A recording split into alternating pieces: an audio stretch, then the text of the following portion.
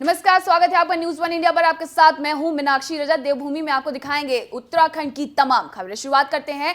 कांग्रेस के पूर्व प्रदेश अध्यक्ष किशोर उपाध्याय ने आज बीजेपी का दामन थाम लिया है। बीजेपी प्रदेश मुख्यालय देहरादून में किशोर उपाध्याय की ज्वाइनिंग कराई गई है। उम्मीद की जा रही है कि बीजेपी किशोर उपाध्याय को टिहरी विधानसभा सीट से टिकट दे सकती है। आज सुबह ही कांग्रेस ने किशोर को पार्टी से निष्कासित कर दिया था। बीजेपी में शामिल होने के बाद किशोर उपाध्याय ने कहा कि उन्हें बड़ी खुशी है कि वे आज इस पार्टी में शामिल हुए हैं। उन्होंने कहा कि वो किसी की आलोचना नहीं करना चाहते। बीजेपी में मेरी भावना की रक्षा होगी।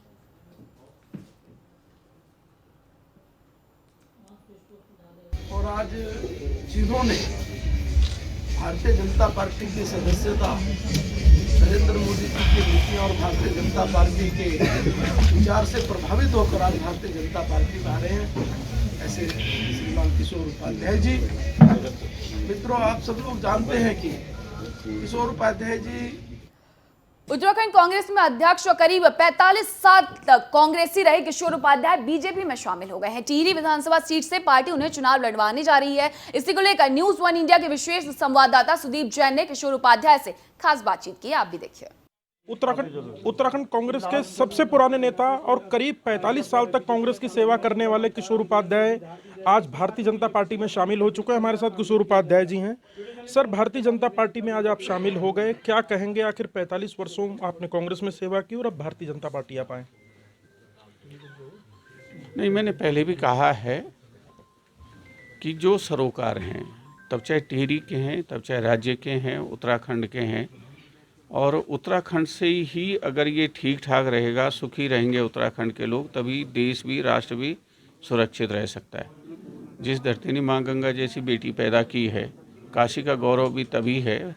और हमारे प्रधानमंत्री जी ने गंगा और केदारनाथ को लेकर के, काशी को लेकर के जो कहा है, उन सब चीज़ों को लेकर के मैंने सोचा कि इतने लंबे समय से मैं संघर्ष कर रहा हूँ, हो सकता है कि एक थोड़ा सा अगर मुझे उससे नुकसान भी होता है लोगों के हित के लिए, तो वो मुझे स्वीकार है। लेकिन जो वनाधिकार के हमारे मुद्दे हैं,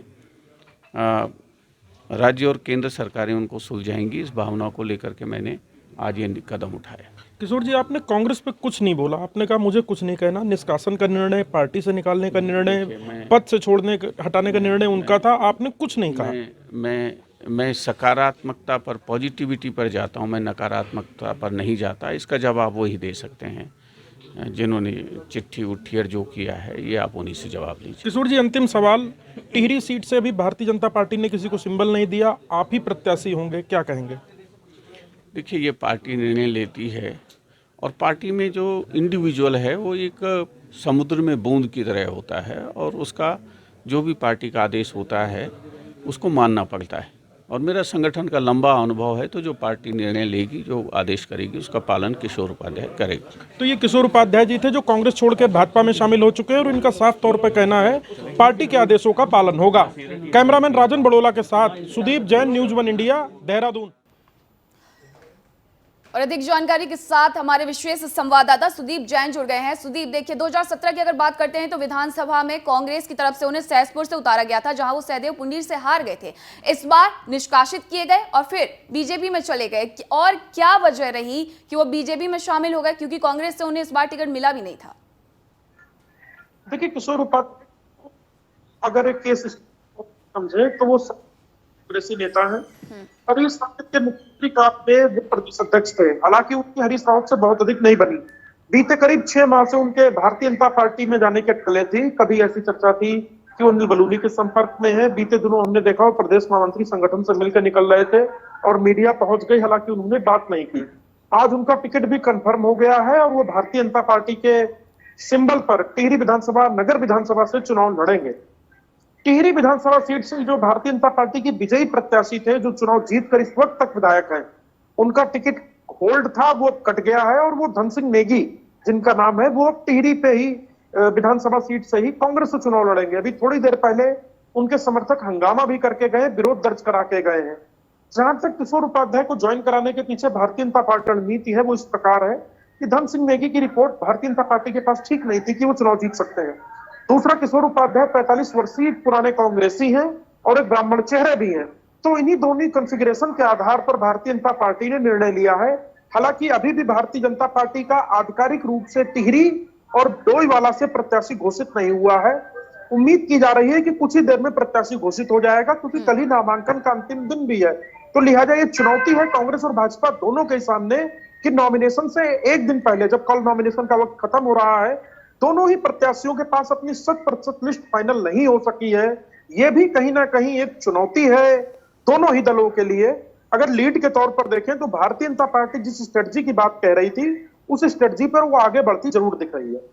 जी देखिए, आपने सीधे तौर पर कह दिया है कि अभी कुछ सीटें हैं जिस पर कांग्रेस और बीजेपी दोनों ने अपने प्रत्याशी घोषित नहीं किए हैं। अगर आप देखेंगे पुरोला को, तो मालचंद बीजेपी से जाकर के कांग्रेसी हो गए हैं और दुर्गेश्वर लाल कांग्रेसी से बीजेपी हो गए हैं। टिहरी में भी यही स्थिति बनती हुई दिखाई दे रही है। अगर टिहरी को लेकर के अनाउंसमेंट हो जाती है ऑफिशियली, औपचारिक तौर पर, कि वहां से किशोर उपाध्याय चुनावी मैदान में होंगे, तो आप स्थिति समझ रहे हैं। बीजेपी के प्रत्याशी जो कि कांग्रेस में चले गए हैं फिर से, धन सिंह नेगी यानी कि, और कांग्रेस के प्रत्याशी यानी कि किशोर उपाध्याय जो कि अब बीजेपी का हिस्सा हो गए हैं। सिंबल बस बदला है, प्रत्याशी वही है। कैसे राजनीतिक समीकरण होंगे? देखिए, ये इन बातों को दो तरीके से समझने की जरूरत है। पहला, अगर धन सिंह नेगी के केस स्टडी को करें तो पहली लिस्ट में उनका नाम रुका, उनको हालांकि इस बात का इल्म था, उनका टिकट कट रहा है। दूसरी लिस्ट में भी उनका नाम नहीं आया। आज जब किशोर उपाध्याय की ज्वाइनिंग कल परसों होनी थी यूं तो, पर वो जब आज हुई, उनको मैसेज हुआ, उनकी कांग्रेस में बातचीत हो गई थी, वो भी कांग्रेस ज्वाइन कराए जाके, क्योंकि उन्हें चुनाव लड़ना है, कॉम्पिटिट करना है। इसके थोड़ी देर बाद हमने देखा कि भारतीय जनता पार्टी में मंडल अध्यक्ष, ब्लॉक प्रमुख, जिला पंचायत सदस्य और कार्यकर्ता बहुत बड़ी संख्या में धन सिंह नेगी के समर्थन में आए और भारतीय जनता पार्टी के विरोध में नारेबाजी की, संगठन के विरोध में नारेबाजी की और पैसे देकर टिकट बेचने तक का आरोप लगाया। यह बहुत बड़ा गंभीर आरोप है। दूसरी बात, यदि कांग्रेस को स्ट्रेटजी के तौर पर देखें तो कांग्रेस की जो दूसरी लिस्ट बेहद कमजोर बताई जा रही थी, उसमें संशोधन के बाद कांग्रेस ने टिहरी का भी स्पेस ब्लैंक रखा हुआ था और नरेंद्र नगर की ज्वाइनिंग के बाद ये साफ हो गया कि ओम गोपाल रावत नरेंद्र नगर जा रहे हैं विधायक मंत्री सुबोध उनियाल के खिलाफ। तो टिहरी से धन सिंह नेगी सीट लिखता है, अभी किसी का नाम नहीं घोषित हुआ है, तो यह भी साफ है कि धन सिंह नेगी टिहरी से चुनाव लड़ेंगे। दोनों ही पार्टियां नंबर गेम में खुद को ऊपर करना चाहती हैं, परिस्थितियां दोनों के ही अनुकूल एक तरफा नहीं है, क्योंकि टिकट वितरण में ही ये दिखा रहा है कि कहीं ना कहीं चुनौती कांग्रेस और भाजपा दोनों के सामने बरकरार है। तो अब दोनों पार्टियां टिकट वितरण के बाद, नॉमिनेशन के बाद स्थितियां अपने पक्ष में कैसे लाएंगी, ये तो आने वाला समय बताएगा। लेकिन भारतीय जनता पार्टी कांग्रेस से लीड इसलिए भी ले रही है क्योंकि उसका एक बड़ा संगठन है, दूसरा वो सत्ता में है, तीसरा उनके पीछे एक बहुत बड़ी टीम काम करती है। कांग्रेस हमें इस मामले में पड़ती दिखाई देती है क्योंकि कांग्रेस अपनी ही लड़ाई से बाहर नहीं आ पा रही है। हरीश कैंप अलग है, रंजीत कैंप अलग है, गोदियाल अलग चल रहे हैं, प्रीतम का कुछ और माइंडसेट है। तो ये सारी वो चीजें हैं जो दोनों ही दलों में अपनी अपनी चुनौतियां पैदा कर रही है। बिल्कुल सुदीप, देखने वाली बात होगी कि ये गुट किस तरीके से कहां इनको लेकर के जाता है। आप हमारे साथ बने रहिए, दर्शकों को खबर बता देते हैं। तो आज उत्तराखंड की राजनीति में बड़ा उलटफेर देखने को मिला है। कांग्रेस प्रदेश अध्यक्ष किशोर उपाध्याय के बीजेपी में शामिल होने के बाद टिहरी विधानसभा सीट से बीजेपी विधायक धन सिंह नेगी ने भी पाला बदल लिया है। बीजेपी विधायक धन सिंह नेगी ने कांग्रेस का हाथ थाम लिया है। धन सिंह नेगी आज सुबह पूर्व मुख्यमंत्री हरीश रावत के आवास पर पहुंचे और कांग्रेस के प्रति अपनी निष्ठा जाहिर की। हरीश रावत ने धन सिंह नेगी को कांग्रेस की सदस्यता दिलवाई है। अब टिहरी विधानसभा से कांग्रेस धन सिंह नेगी को अपना प्रत्याशी बना सकती है, जैसे कि उम्मीद है। अगर बीजेपी किशोर उपाध्याय को टिकट देती है तो सीधा मुकाबला नेगी बनाम उपाध्याय हो जाएगा। जनता पार्टी का कैडर कार्यकर्ता था और मैंने टिहरी में बड़ा संघर्ष किया है। मैं विधायक बना हूँ, 2012 में मैंने चुनाव लड़ाया और मैं पंचायत से लेकर विधानसभा तक पहुँचा हूँ। मेरी पार्टी के कुछ लोगों ने षड्यंत्र करके मेरे टिकट को 10 करोड़ रुपए में किशोर उपाध्याय को बेचा है और इसलिए जो है आज टिहरी विधानसभा की जन भावनाएं आहत हुई हैं, कार्यकर्ताओं की भावनाएं आहत हुई हैं और इसलिए जो है हमने निर्णय किया कि टिहरी की जनता के भलाई के लिए जो भी अच्छा होगा उसको करने के लिए हमने किया है और निश्चित रूप से जनता इसका जवाब देगी, क्योंकि जो लोग धोखेबाज हैं उनको ज़्यादा दिन बर्दाश्त किया जा नहीं सकता। रूप में ये टिहरी को विकसित करना चाहते हैं। मुझे लगता है कि हमको एक बहुत अच्छा शिल्पी मिल गया है। तो टिहरी को जो हमारे सारे उत्तराखंड की आकांक्षा का केंद्र है उसको ठीक रूप में ढालने का, जिस रूप में हमने अभी तक टिहरी को आगे बढ़ाया, और मैं कांग्रेस परिवार में इनका बहुत बहुत स्वागत करता हूं। रूप में ये टिहरी को विकसित करना चाहते। मुख्यमंत्री पुष्कर सिंह धामी ने खटीमा से नामांकन किया है। नामांकन से पहले सीएम धामी ने घर पर पूजा अर्चना की और नामांकन से पहले जनता से डोर टू डोर संवाद भी किया। सीएम ने जनता से की बीजेपी के पक्ष में वोट करने की अपील। तो आपको बता दें कि मुख्यमंत्री धामी नामांकन करने से पहले डोर टू डोर प्रचार भी उन्होंने किया। नामांकन कर दिया है। खटीमा अपने गृह जनपद से वो चुनावी मैदान में उतरने वाले हैं। खटीमा के दौरे पर है, 2 दिन से दौरे पर हैं, 2 से ढाई दिन का ये उनका दौरा है और इस दौरान उन्होंने अपना नामांकन भी यहीं से कर दिया है। इसके पहले उन्होंने पूजा अर्चना भी की है। तस्वीरों में आप देख सकते हैं पूजा अर्चना की है, लोगों के साथ मुलाकात भी की है। डोर टू डोर जो चुनावी प्रचार अभियान है उसको आगे बढ़ाया है, लोगों से मुलाकात की है, बीजेपी के पक्ष में वोट करने की अपील भी की है और उसके बाद नामांकन कर दिया है।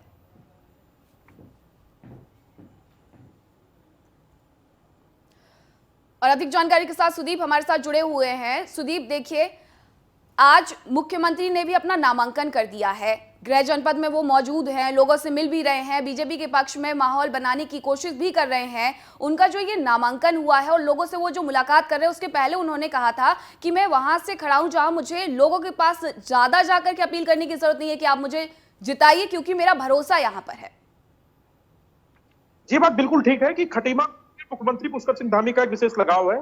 समय समय पर ये खबरें उड़ती रही कि वो सीट बदल सकते हैं, 2 सीटों से चुनाव लड़ सकते हैं, लेकिन उन्होंने हंसते हुए अंत में कह दिया कि क्या कोई घर परिवार छोड़ सकता है क्या कोई अपनी रिश्तेदारी नातेदारी मोहल्ले छोड़ सकता है क्या? राजनीति अपनी जगह पर यह मेरा घर है, इसे मैं नहीं छोड़ सकता। और पार्टी ने पहली सूच में उन्हें खटीमा भेजा, जो सीधे तौर पर बताता है कि उनकी खटीमा को लेकर स्ट्रेटजी बिल्कुल क्लियर थी।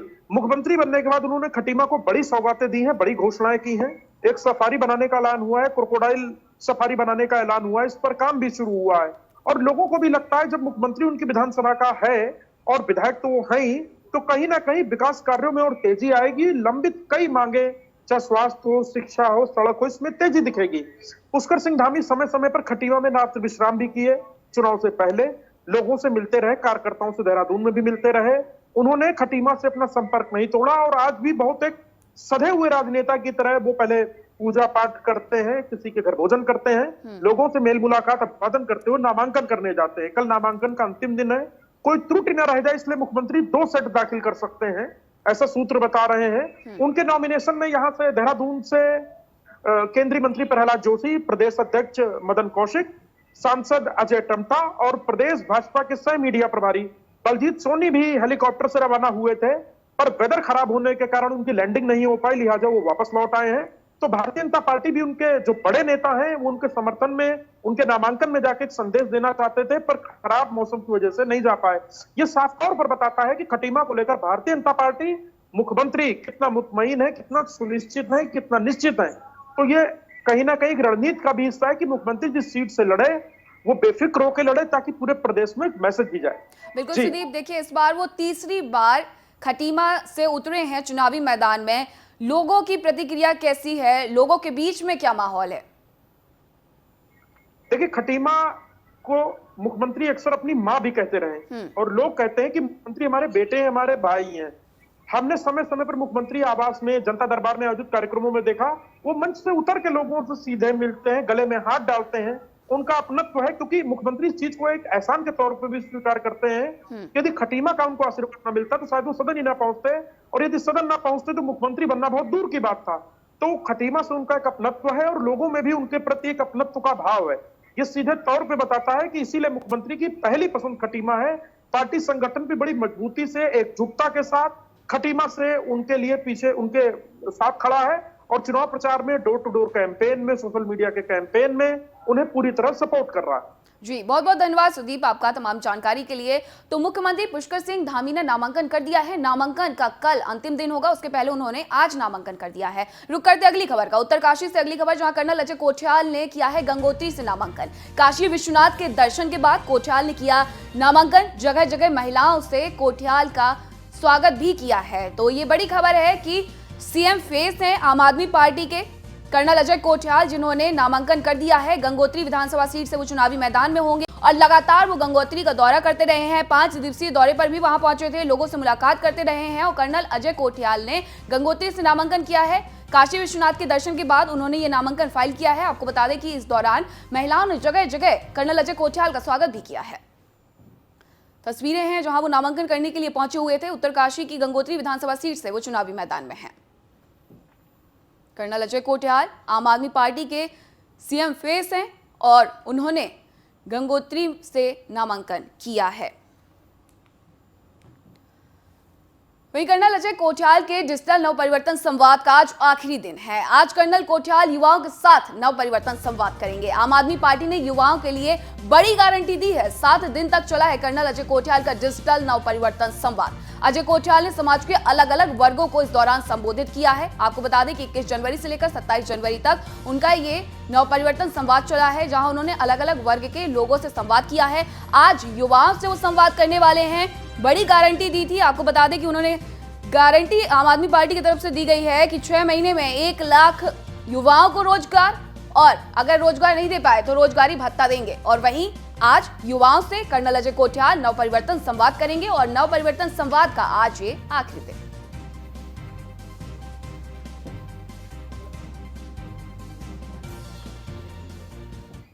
और दिल्ली के मंत्री गोपाल राय ने मुलाकात की है। पूर्वांचल के लोगों से गोपाल राय ने मुलाकात की है। गोपाल राय ने भौरी चौखा कार्यक्रम में हिस्सा लिया है। गोपाल राय ने संतों से विचार विमर्श भी किया है। उत्तराखंड नवनिर्माण के लिए सुझाव भी दिए हैं। आपको बता दें कि दिल्ली के पर्यावरण मंत्री हैं गोपाल राय, जो कि 31 जनवरी तक उत्तराखंड के दौरे पर हैं और इस दौरान उन्होंने गोपाल राय ने भारी चौखा कार्यक्रम में हिस्सा लिया है और गोपाल राय ने संतों से विचार विमर्श भी किया है। उत्तराखंड नवनिर्माण के लिए सुझाव भी मांगे हैं।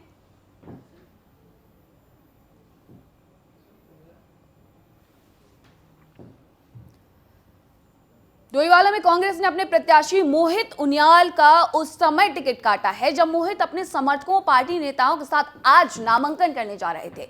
नाराजगी जाहिर करते हुए मोहित उनियाल ने कहा कि दिल्ली में अपने नेता राहुल गांधी से मिलने जा रहा हूं, जो फैसला होगा सम्मान करूंगा। मोहित के समर्थन में तमाम कांग्रेस नेताओं ने अपनी नाराजगी जताई।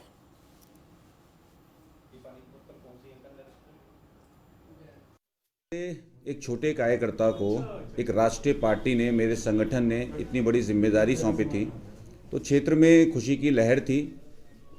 इस डोईवाला क्षेत्र से एक छोटे से कॉलेज से मैंने छात्र राजनीति में प्रवेश किया। उसके बाद राष्ट्रीय स्तर पर मुझे काम करने का मौका मिला, तो संगठन ने मुझे मौका दिया, तो हम लोगों ने तैयारी भी करी। और क्योंकि आज हमारा नॉमिनेशन था, 11 बजे हमने नॉमिनेशन का समय लिया था। दूर दूर से कार्यकर्ता यहाँ पहुँच रहे हैं, दूसरे प्रदेशों से भी लोग यहाँ पहुँच रहे हैं, क्योंकि मैं राष्ट्रीय स्तर पे काम कर चुका था। मगर अचानक से रात को 12 बजे पता चलता है कि ये टिकट अचानक से चेंज कर दिया गया। अब यहीं डोईवाला का ही नहीं, कुछ 1-2 सीटों पे और भी टिकट चेंज हुए हैं, जहाँ महिलाओं का भी टिकट चेंज। विधानसभा चुनाव के मद्देनजर कांग्रेस की तीसरी लिस्ट जारी करने पर और हरीश रावत की सीट बदलने को लेकर केंद्रीय रक्षा राज्य मंत्री अजय भट्ट ने चुटकी ली है। उनका कहना है कि कांग्रेस तो अभी से भाग रही है और कांग्रेस ही क्या, हरीश रावत भी चुनाव में नजर नहीं आ रहे हैं। मैं देखिए, वो उनके पार्टी का व्यक्तिगत मसला है। वो व्यक्तिगत क्या करेंगे, कैसा करेंगे, वो सारी चीज़ें देख लेंगे उसको।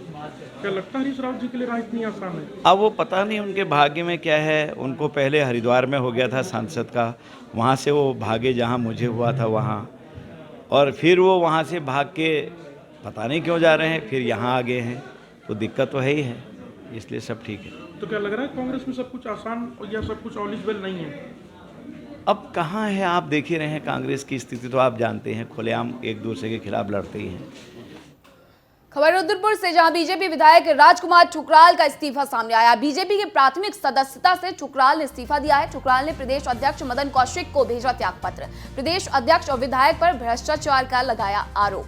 तो आपको बता दें कि रुद्रपुर से सिटिंग विधायक थे राजकुमार ठुकराल। इस बार उनका टिकट भी कट गया है। ऑडियो क्लिप एक वायरल हुई थी, जिसके बाद घमासान जारी था। उसको लेकर के उन्होंने पत्र भी लिखा था, सफाई भी पेश की थी। विधानसभा चुनाव के चलते केंद्रीय गृह मंत्री अमित शाह चुनाव आयोग के दिशा निर्देशों के बाद डोर टू डोर कैंपेन के लिए चमोली और रुद्रप्रयाग आ रहे हैं। पार्टी को ऐसे संकेत भी मिले हैं कि अन्य नेताओं के कार्यक्रम प्राप्त करने में भी पार्टी जुट गई है। अमित शाह जी का जो प्रोग्राम हमारे पास आया है वो चमोली और रुद्रप्रयाग जनपदों में उनका वो रहेगा। अध्यक्ष जी का भी आना बाकी है। और मिनी स्विट्जरलैंड के रूप में विश्व विख्यात पर्यटक स्थल चोपता में जमकर बर्फबारी हुई है। 3 दिनों से लगातार चोपता और आसपास के क्षेत्र में बर्फबारी हो रही है। होटल, लॉज, दुकानों की छत में भी बर्फ की मोटी चादर जम चुकी है। इतना ही नहीं, चोपता के हरे भरे पेड़ बर्फबारी के कारण सफेद दिख रहे हैं। अत्यधिक बर्फबारी के कारण चोपता बद्रीनाथ हाईवे पर भी 2 दिनों से आवाजाही ठप पड़ी है। बर्फ का आनंद लेने के लिए पर्यटक कई किलोमीटर का पैदल सफर करते चोपता पहुंच रहे हैं। लखनऊ से ऋषिकेश आई थी, फिर कल ऋषिकेश से रुद्रप्रयाग में रुकी। आज रुद्रप्रयाग से चोपता आई हूँ और ये पहली बार है मेरा चोपता में विजिट। इससे पहले औली आ चुकी है, बट इस इलाके में पहली बार आ रही हूँ उत्तराखंड के। 2-3 दिन से बर्फबारी हो रही है, रोड का पूरा बुरा हाल है, लोग काफ़ी परेशान हैं। लेकिन यहाँ पे काफ़ी दिक्कत हो रही है लोगों को, यहाँ पे बर्फबारी पे, जो कि यहाँ पे गाड़ियाँ भी फिसल रही हैं। 2-3 दिन से काफ़ी बर्फबारी चल रही है। पर बहुत अच्छा है, यहाँ पर लग रहा है शिमला आए हैं हम। अच्छा, कितने बार आए? लगभग 3, लेकिन इतनी अच्छी बर्फ आज तक नहीं देखी। तो हर साल जो है बर्फबारी तो बहुत अच्छी होती रहती है और इस बार भी बहुत अच्छी बर्फबारी भी है और पर्यटक भी इस बारी तो लग रहा है कि बहुत तादाद में पहुंच रखे हैं जगह जगह से। हमें बर्फ़ में बहुत अच्छा लगा, हमने फ़ोटो भी खींची। यहाँ पे बर्फ़ बहुत अच्छी गिरी हुई है, ऐसा लग रहा है जैसे शिमला में आए हैं। वहीं हरिद्वार के रोशनाबाद गांव की अंतर्राष्ट्रीय हॉकी खिलाड़ी वंदना कटारिया ने पिछले साल हुए टोक्यो ओलंपिक में देश का नाम विश्व भर में रोशन किया था। वंदना ने टोक्यो ओलंपिक में हैट्रिक लगाकर अंतर्राष्ट्रीय स्तर पर अपनी पहचान बनाई, साथ ही विश्व पटल पर देश का नाम रोशन किया। वंदना कटारिया ओलंपिक हॉकी में हैट्रिक लगाने वाली पहली महिला है। हैट्रिक गर्ल वंदना कटारिया को अर्जुन अवार्ड के बाद पद्मश्री मिलने से हरिद्वार में जश्न का माहौल है। वंदना के गाँव से लेकर प्रदेश के खेल प्रेमियों में खुशी की लहर है।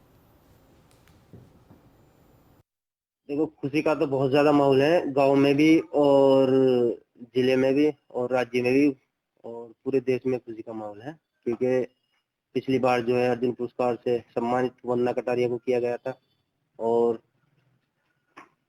इस बार जो है पद्मश्री के लिए नाम अनाउंसमेंट हुआ है, तो बहुत ज्यादा खुशी है। जैसे अर्जुन अवार्ड के लिए खुशी थी, पूरे जिले में, गांव में और जो है पूरे देश में खुशी का माहौल है। बहुत ज्यादा खुशी है, क्योंकि मैं खुद ही जो है इतना खुश हूँ, कल से मैं खाना नहीं खाया, इतना खुश हूँ मैं, बहुत ज्यादा खुश हूँ।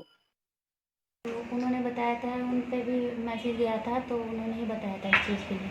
अच्छा, तो आप घर में किस तरह का माहौल है? सब खुश हैं? सब बहुत खुश है इस चीज़ के लिए। लोग बधाई देने भी, मतलब बाहर से बधाई देने के लिए भी आ रहे हैं इस चीज़ के लिए। और बस ये है कि पापा का सपना था, जो पापा के सामने नहीं कंप्लीट कर पाई है, वो पापा के पीछे कर पा रही है। बस पापा का थोड़ा दुख है, बाकी सब अच्छा ही। और देवभूमि में इतना ही। देखते रहिए न्यूज़ 1 इंडिया। नमस्कार।